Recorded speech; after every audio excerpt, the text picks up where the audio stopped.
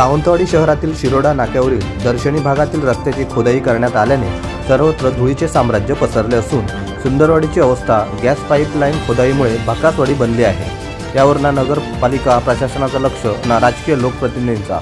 त्यामुळे गॅस खोदाईसाठी करण्यात आलेले रस्ते पुन्हा उकडले जात असून रस्ता खोदाईपूर्वी नगर परिषदकडून जे नियम घालून दिलेले आहेत ते सर्व नियम धाब्यावर बसवण्यात आले आहेत।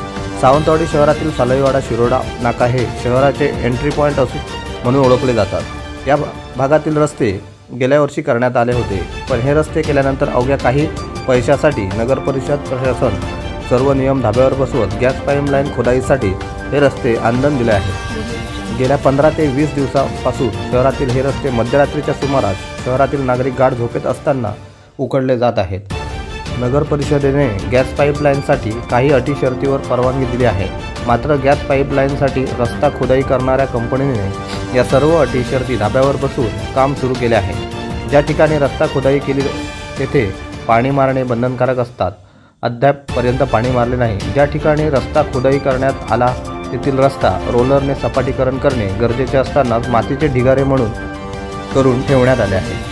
त्याचबरोबर रस्ता खोदाईपूर्वी सुरक्षा फलक गरजेचे असतात, ते फलक लावण्यात आले नाहीत। रस्ता खोदाई ही एका बाजूने करणे गरजेचे असताना रस्ता खोदाई ही सालईवाडा भागात मधोमध करण्यात आली आहे। या सर्व प्रकारामुळे सालईवाडा भागातील नागरिक चांगलेच संतप्त झाले असून त्यांनी याबाबत मुख्याधिकारी तसेच नगर परिषद प्रशासन यांचे लक्ष वेधले आहे।